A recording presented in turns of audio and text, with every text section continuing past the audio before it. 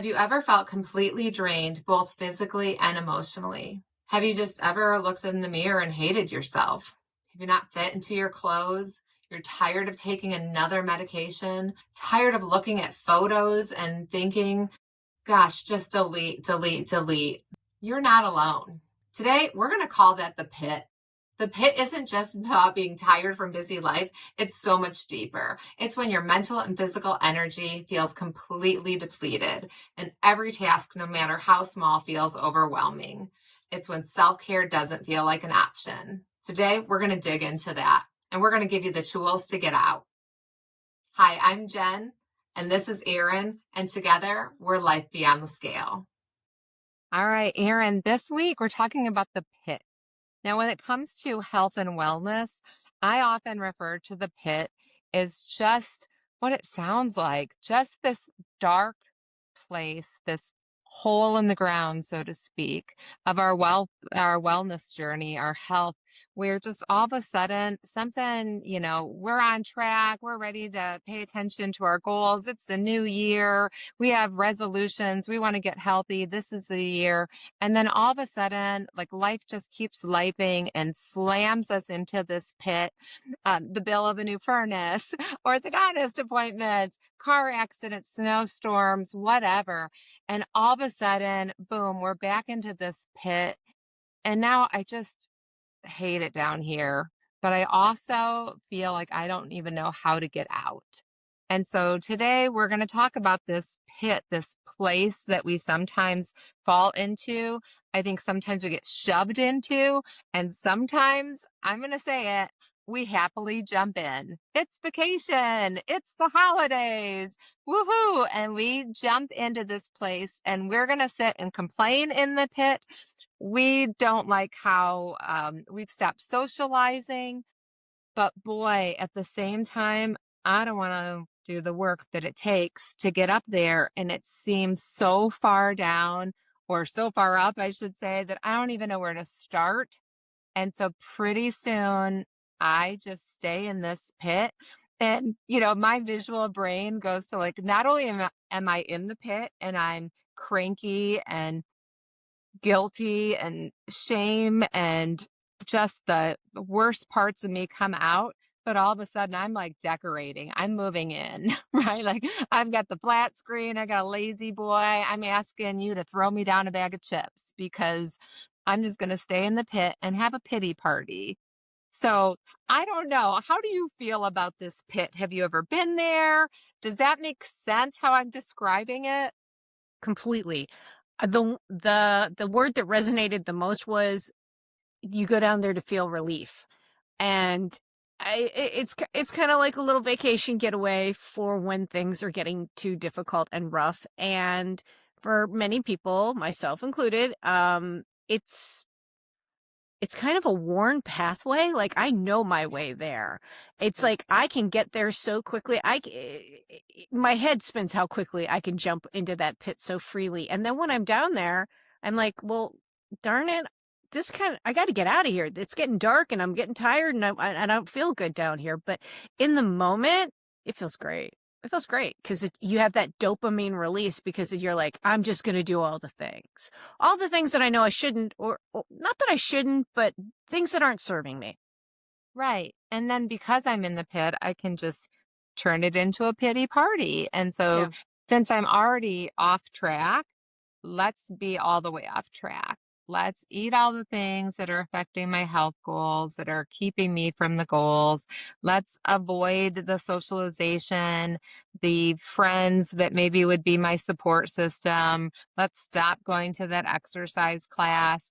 And now I can just stay here and wallow and also skip meals, maybe eat all the wrong things or the less healthy things, stay in bed all day, scrolling on my phone, right? And just kind of almost like avoiding the work, but also the routines that have helped us to get to the place that we already are. And Yes. so it's really not like I want to guess be clear to our listeners. Like this isn't like, oh my gosh, I was trying so hard and now I'm tired and I'm lazy. No, it's I'm emotionally drained. I don't have the bandwidth. We're taking care of everyone else and like where do I even fit in? And it just feels like one more thing after another. And so almost in a sense the I give up. Shout out to all the caregivers out there. Yeah. Mothers, young children, mothers of all children, uh, people taking care of their parents that now suddenly they become the parents to their parents.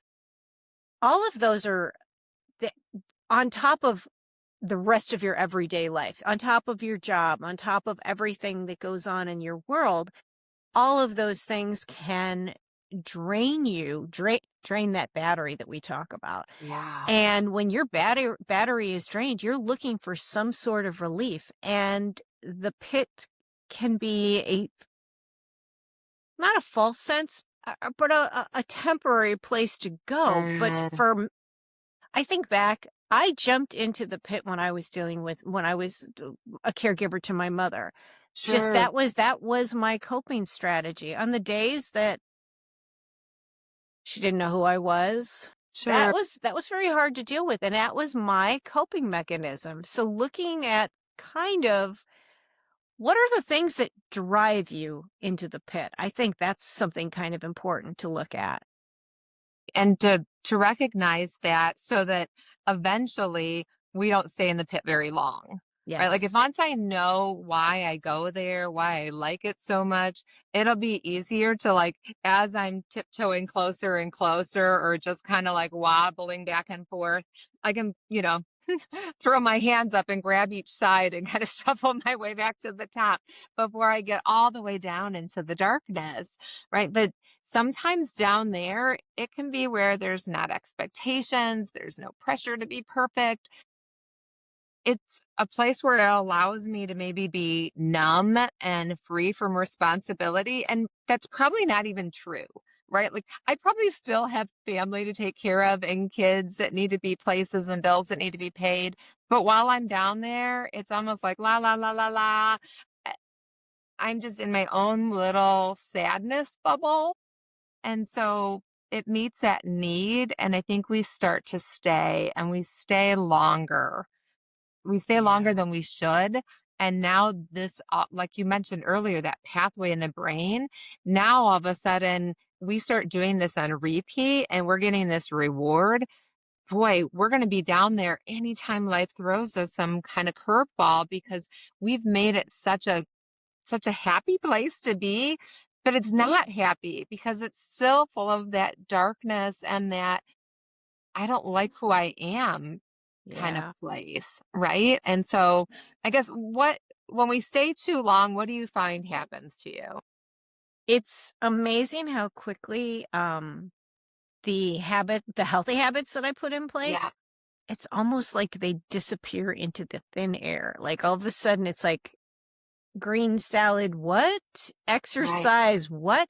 I When you said something about darkness, it really made me think about at this time of year, especially we live here in the Midwest. It's January. It's cold. It's really cold today. The sun is shining. Yeah, That's the one which is thing when it nice. gets Yeah. really one thing when it's really cold, the sun shines finally. But those dark days and kind of that feeling of this time of year. It's kind of a time of year where we're all inside and there's that word cozy that I always hear. The pit can be cozy. It gets so comfortable down there, you don't actually want to leave. Well, and one thing that you kind of sparked in me is that like the expectations go away. So while I'm cozy in this pit, maybe no one's expecting me to show up. Maybe no one's expecting me to get dressed or leave the house or be the thin friend or the healthy friend, right? Like it's almost like that 2020, if like 2020 became like forever, the beginning of 2020, Oh, and we no, were no, just no. like living in sweatpants and Zoom calls and all of that. And you could just be like, well, I'm never leaving the house anyway.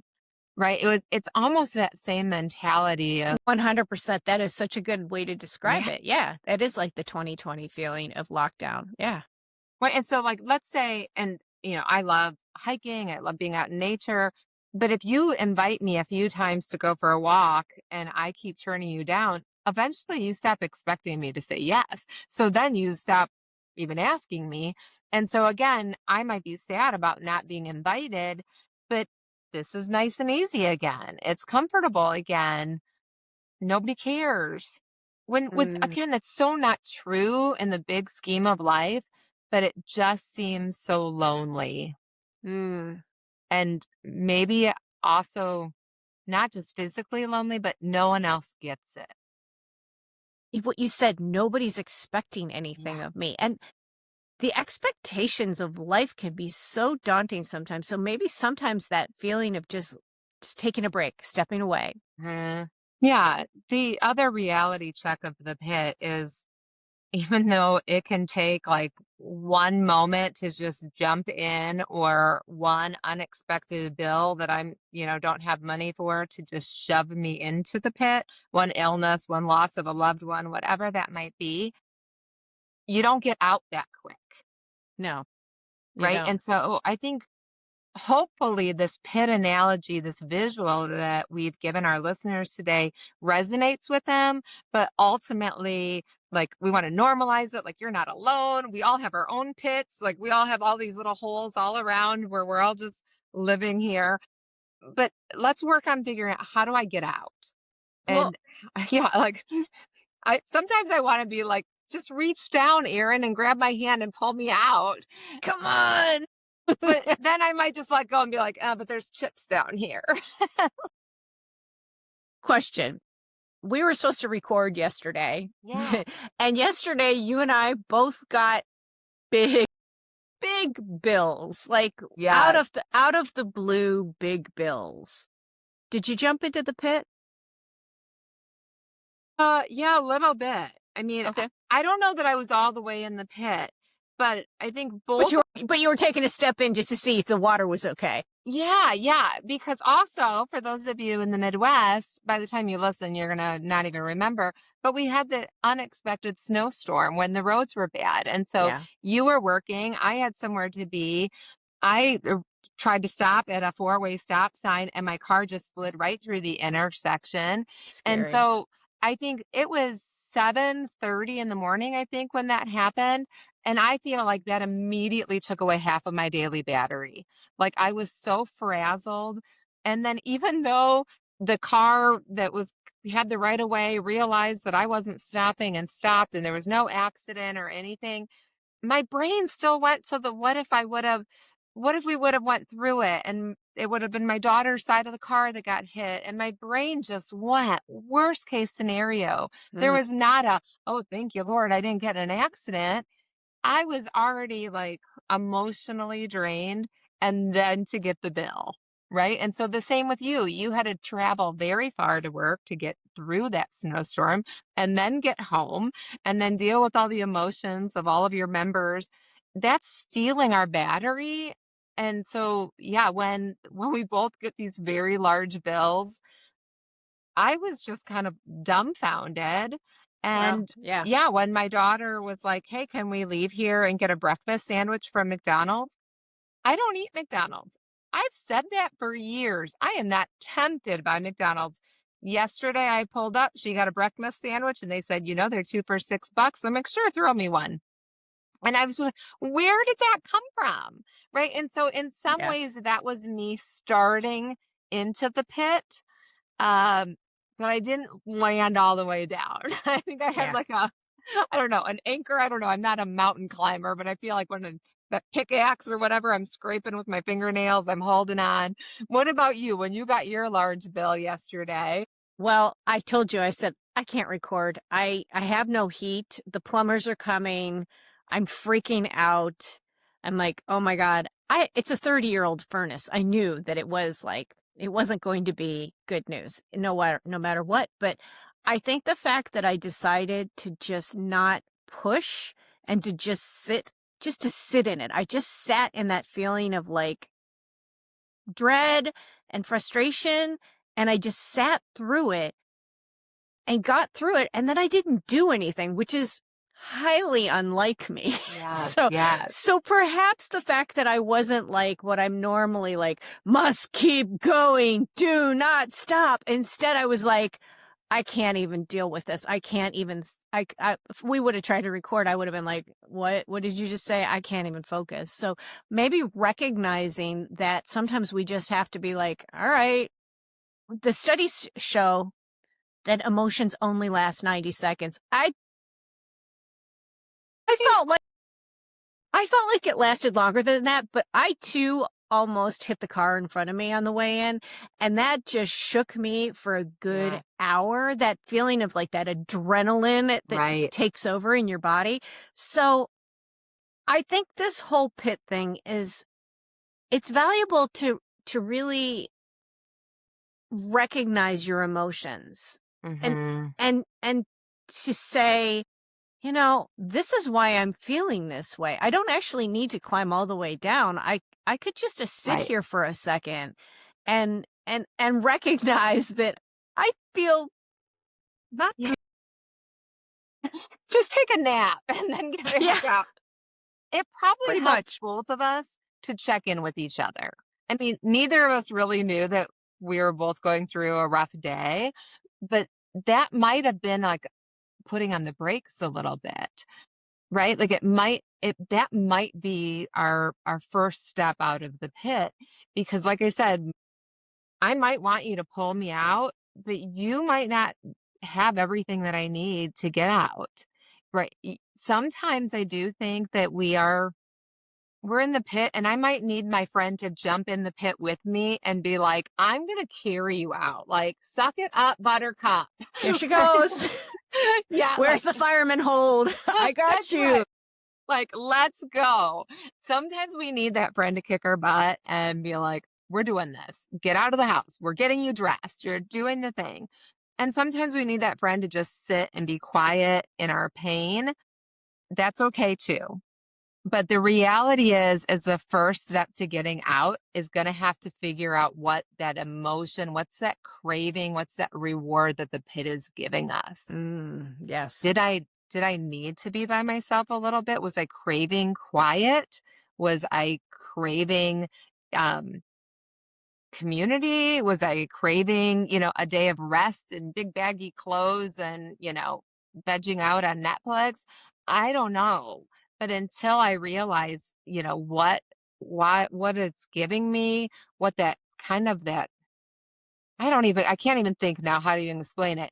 That whatever that pit is giving me, what I like about the pit so much, until you can figure out what you like about the pit so much, that's going to be able to be like, okay, so how do I get that not here, but back up into the light, right? Like go to the light.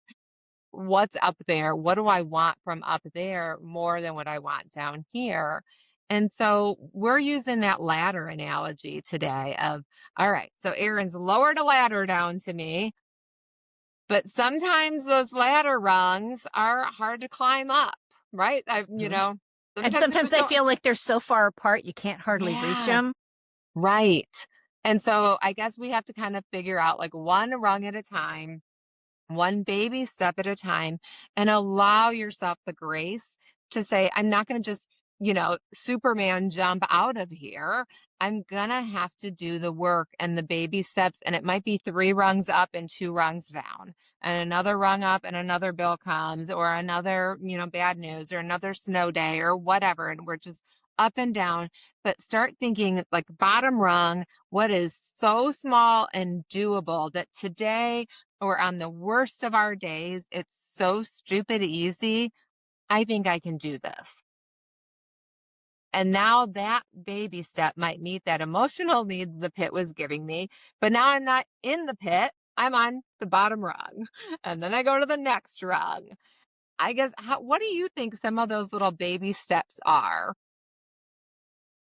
Thinking about the things that you enjoy, maybe Mm, maybe there's been things that maybe it's a hobby, maybe it's a phone call to a friend, something something that you haven't done, but you've thought about doing, but for one reason or another you just didn't do it. yeah. Maybe coming up with a plan on, hey, maybe going into that room and finding that knitting or that painting or whatever it is, that maybe that book that you had that you were like, I've been meaning to start that book. I Yeah. don't know. Finding something that will give you that same level, or start to give you that same level of enjoyment, because that's the thing about the pit. It feeds a Yeah. feeling, for good or Yeah. bad. Exactly. So if I can and maybe even physically feeding, Mhm. or eating maybe it's feeding my sugar craving or whatever that might be. But yeah, I think you're on the right track of just understanding and trying to pause long enough to identify what it is that you are getting out of the pit and then work backwards. Okay, so Yes. if I need comfort, what can I do to get rest that's not in the pit? If I need community, if I need an escape, if I need, high energy, what is it giving me so that I have a backup plan? Even if it is I'm craving sugar and I'm out of control. Okay, so what else makes me feel in control? Or what other food or hot tea or whatever it may, a cutie, a sumo orange, a sumi orange. I love those darn things. Like maybe I need to have like almost like that plan B of, okay, when I start down this slippery slope, right, of landing in the pit, this ripple effect, how do I stop and be like, oh, I need something sweet? Okay, it's not candy, it's a sumi orange. Or I just need a break, like you said. Maybe I need to just go scream and yell and whatever. Or I could journal, or I could call my friend, or right, like trying to give yourself all these little baby ladder rungs, but I got to know it ahead of time because in the pit, it's so dark. I can't read my notes. I don't remember what I was supposed to do. I Yeah. in my head. Yeah. That's the hard part. That's It's the planning ahead when you do have that moment of enlightenment or energy to be like, okay, what can I do in this moment? And really, it is about not going too big, because I think when we think it's big and it's like, oh, well, I haven't cleaned my house for a while, and oh, I haven't done this Right. for a while. And then you start thinking about it, and then you're like, wow, that's so much. I'm overwhelmed just thinking about it. I think I'll do none of it. Right. That all or nothing mentality that gets in our way all the time. And maybe that's what the pit is giving us is that excuse for the freedom from having to do all the things. And so instead of it being from the pit, give yourself that allowance to say, okay, right now it's January of a new year, and I think I have to like commit to all of these new changes. No, what's that one thing that I can end today and say, if I do this one thing, I'm going to be proud of myself. I'm going to feel successful, and I'm going to, learn that self-efficacy that I can do this and I can do another hard thing tomorrow. I I love don't that. have to do all the things. I can do one. Yeah, something that bottom rung, that first step has to be so almost ridiculous that this is your goal for the day. That I am, well, I'm going to give you an example. Years and years ago, I was doing a struggling member workshop for Weight Watchers. And a woman had come in. She hadn't been to Weight Watchers in, I don't even know, months and months and months. And a friend had dragged her and said, come to this struggling member workshop. I bet this might give you the encouragement to figure out what you're doing. You're just complaining to me all the time about how much weight you've gained, how you're unhappy, nothing fits you. Just show up here, right? Nobody's going to weigh you today. Like, just come and chat. But she had had a membership for a gym membership for almost a year and had never attended. She had bought it online. It was very inexpensive, but she had never shown up because in her head, she didn't belong, right? Like she was like, I don't have work out the right clothing. Everyone is going to be super in shape. They probably are going to have, little crop shirts on and tight little pants, and the guys are going to be all buff. And so she was talking herself out of it. So when kind of this bottom rung of the ladder, like, what are you going to do?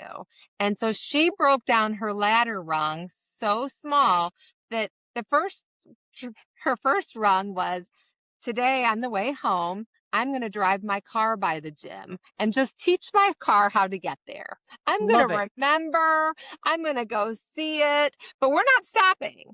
The next time she went, she said that she was going to go and she was going to touch the door and then jump back in her car. Literally, like run up to the door, touch it, get back in the car. So she goes to do that. And guess what? Somebody opened the door for her. And so she said, but don't worry, I didn't have to exercise because I wore dress shoes and, she was in her work outfit or her, suit for work. And so she said, I knew that no one could convince me to exercise because I wasn't dressed right. But when she ran to touch the door, one of the employees opened the door, invited her in, and said, would you like me to give you a tour of our facility?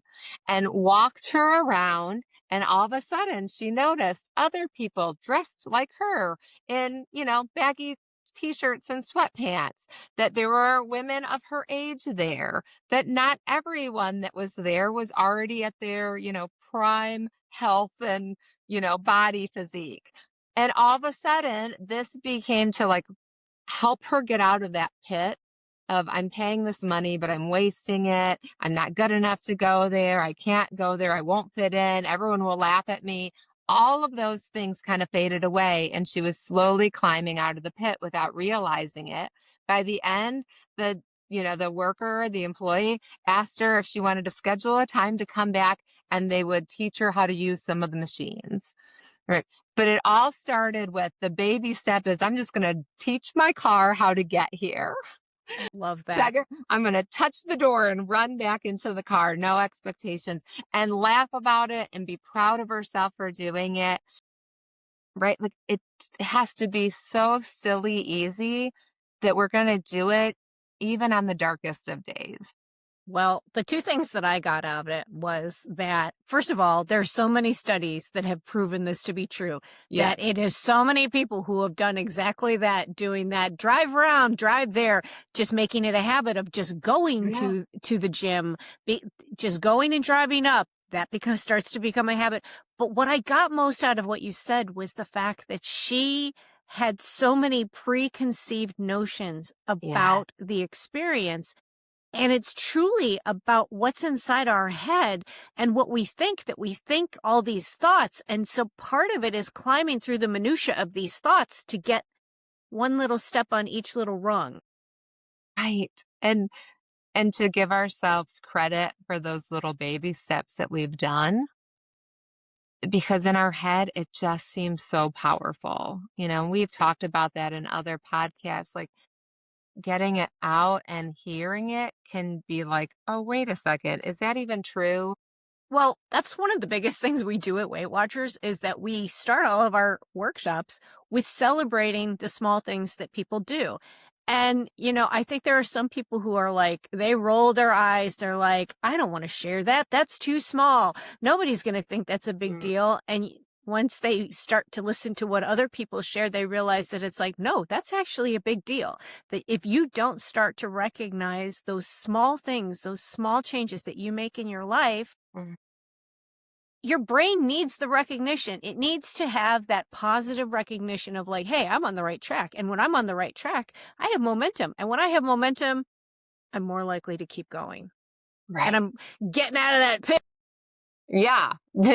And we're building barriers around the pits are keeping us in the pit.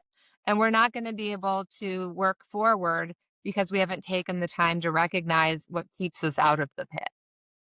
Huge. So you don't need to climb out of the pit with guilt. You climb out with compassion, one rung at a time. Yeah. So listeners, what's your bottom rung? What's that itty bitty, ridiculously easy step that you can take today if you are just not feeling like you're on track with where you wanted to be in the middle of January? What's that very first small step that you can take today? No matter what happens, no matter what the weather's like, no matter if you have a cold, no matter what bill comes due, it's so easy. It's your first rung out with compassion. We'd love to hear from you. And maybe you need some help. My friend Jen here, she's a health and wellness coach, and there's a link to her discovery call in the show notes. So perhaps maybe having somebody to help you ask the questions to get you thinking, to figure out what your first rung is, what your first step is. And believe me, she will help you come up with the tiniest things. Jen will be like, no, nothing is too small.